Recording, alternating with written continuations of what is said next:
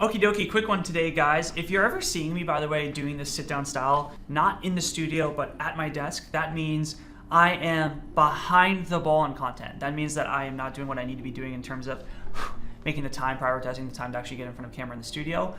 Or, more often, I'm not doing enough R&D and ideation of what I need to be creating content on. One of the hardest things about doing daily videos, which I'm failing at, I didn't post yesterday, this is a last minute post today, but one of the hardest things about daily videos is thinking about what I want to talk about every single day. I brought on a new hire yesterday, and one of the first things that she said is, I have forgotten more about business than most people will ever learn. And there are, of course, people who have forgotten more than I will ever learn. It's definitely a game, but it becomes harder and harder to make content on things that to you are fundamental, but to a lot of people could be groundbreaking. But I had an idea. I actually think someone in the Daily Bread asked me a question on Slack, which is, how do I create content? I will respond to that in another video, but I thought at least I would tell you guys how I got into content, because 6 months ago, 7 months ago, I told every single one of my clients, you won't see me on YouTube.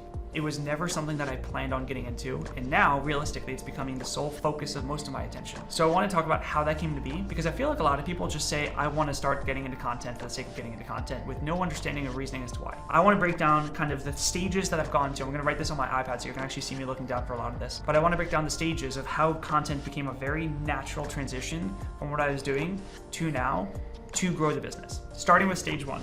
So stage one of content was many months ago, I forget exactly what month, I said I want to create a Slack group, which I still have, by the way. I want to create a Slack group where I just talk to the camera every single day and journal to myself what I'm going through in business. I want to screen share, I want to show what I'm building, and I'll make that public for just $1 a day. So the very first stage of content I ever made was only to Slack.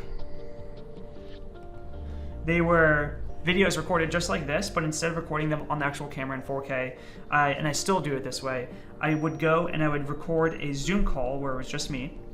And so I think the resolution on that's like 540 or something like that. But the reason I did that is because the file sizes were smaller. Since I was sending it in Slack, it had to be less than a gig.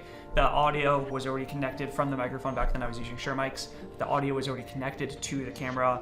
It was just so much easier, because the whole goal was to make sure there wasn't editing lag or operational lag to this. And so realistically, I had 2 editors at the time. Now I only have 3, but Ali and Mateo, and they were both focused on short form. So if you've ever seen the Daily Wisdom account, that's what they were both focusing on at the time. I created a Slack group. It was Zoom calls recorded at 540. I would pop them in. And access to that was quite literally $1 per day. And the reasoning behind the price point was I wanted to make something so simple that if anyone wanted to follow the journey or learn anything from me, the barrier of entry was like quite literally nothing. You could get in and cancel whenever you wanted to. I changed it from $1 a day. This would technically be stage 2.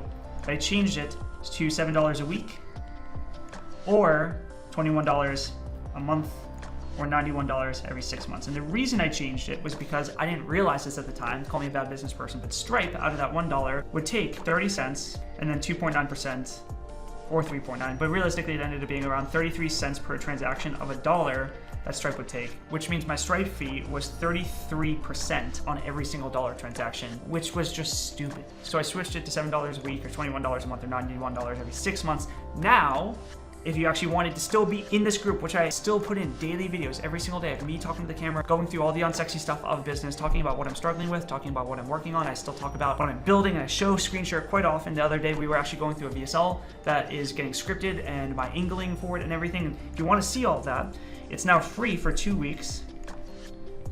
And then it's $17 every month. It's every 4 weeks on bill. Call it every month, but $17 every 4 weeks. I'm trying to make it so simple for people to follow the journey, but I'm also trying to make sure that it operationally works. So that was the first stage of content. What I started doing, and what I still do today, is record to a camera on Zoom and just show everything that I'm working on. And there's a lot of reasons I did it. One of which is to grow the kingdom of God, because I share a lot of faith-based material on there. Number 2 is I want to look at it as a journal. I want to go back and look at those videos 1, 2, 3 years later down the road. But number 3 is it is a lead magnet. It's a way of collecting information and warming up an audience so that eventually, if they wanted to get anything from me, they could see that I'm not just some guy in front of camera, but we actually do build really cool things and we know what we're talking about. That was stage 1 of content. What started happening from stage 1 to stage 2 is I got a little creative. And so I got a little bored of just doing these sit-down videos, and I started having Ali edit what was the original version of Daily Bread. The Slack group is called the Daily Bread. I had Ollie edit the Daily Bread videos that would go live on Zoom, and we would post them the day after. The reason we went to stage 2 is because we wanted content in 4K. Specifically, the 540 resolution my editors did not like for redibbing on short form accounts. So they wanted the content in 4K resolution.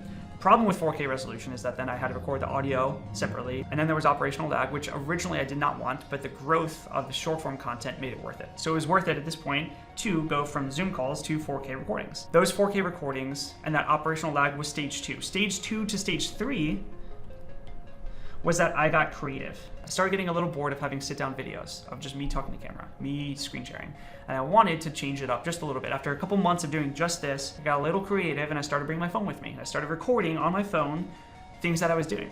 And so it turned into little vlogs. And what happened was that those vlogs were fun. They were entertaining. I thought they were really good. And they were also very operationally heavy. And so I had this realization, at this point, by the way, now we're posting, because these videos are 4K, we're posting on YouTube as unlisted videos. And so the Daily Bread went off Slack for a little bit, and you would get a WhatsApp message with an unlisted YouTube video link that was the Daily Bread, and they were getting, on average anywhere at the time, 60 to 150 views. And I was thinking to myself, we're doing all of this work for 60 to 150 views, which, at a dollar a day. And so not by any means money that impacts the business, but all of this work is going into this for really no reach. And so that is when we got into stage 4, which was what you guys now know as the Daily Bread. I realized that if we're posting this consistently and putting this much effort into the videos, it makes no sense to just have 60 to 100 people watch those videos. We should get that in front of as many people as possible. We should try to grow the brand as much as possible, and then use the Daily Bread for what it was originally, which was those stage 1, 480, 540p videos of me talking to Zoom calls. And so now, we've kind of reversed all the way back to stage 1, and we've created a little bit of a flywheel. The flywheel is that people come to YouTube, they see YouTube, and they like the content. My camera overheated while I was at my desk. So flywheel, by the way, Sony, if you ever watch this, the A7S III overheats all the time, drives me insane. Okay, so YouTube, we have this YouTube that gets reach. Then from there, we take it down to a Slack group called the Daily Bread, which is $17 a month. That $17 a month, or every 4 weeks, is what funds what I have internally called the Gentleman's Company, which is my content agency, which only services Daily Capital. So that $17 a month pays for camera gear, more equipment, more editors, trips, whatever be it. And the more I can fund the content agency, the more then I can pour it into the YouTube, which then grows, and then grows the Daily Bread, and so is the flywheel. And the way I liquidate that flywheel is through my consulting companies like PNS, or my portfolio, or my agencies like Systemly or Feather and Ink, all the things that I do there that work with businesses. So realistically, the purpose of the YouTube is to get eyes, which then go to Daily Bread, which then feed the content, which then go back to YouTube. And then the way I monetize all of this is through my companies, which are held by Daily Capital. Daily Capital, of course, the mission statement behind that is to grow the kingdom of God through excellence in business. It's a little more intricate than that. I said that on one of my last videos. That is how we got into content. It was completely accidental. It was like we stumbled our way into YouTube and then kind of said, okay, we're going to stay here. And I hope if anyone can take anything from this video, it's that I'm not a mastermind. I never knew that I was going to get into YouTube. 6 months ago, I told everyone I'm not going to get into YouTube. But I started this Slack group, and then I wanted 4K, and then I got a little creative, and then I started doing it on YouTube, just unlisted for my own group. And then I realized if I'm doing this anyway, why not create more reach out of it? And so I did all the work to get on YouTube without getting on YouTube, to finally admit, okay, maybe we should do this on YouTube. It's not that I thought about getting on YouTube and methodically created this entire game plan and then started making content for it. It's that we just stumbled our way in, and we followed what I think is God's plan on where he wants us to be. And the point that I want to make to you is that's how business works. Realistically, you might start a software company and 5 iterations down, find something that finally succeeds, but you wouldn't know that unless you started. Or it could be an offer for your agency that 5 iterations down the road turns into something that actually makes you money. The whole game is starting with something that you can do that is manageable, and then through tweaks and play and change, you'll find something that works, just like I think we have with YouTube. I hope this inspires you. Until next time, which will be tomorrow, probably in the same outfit because I'm going to record it later today. Happy hunting.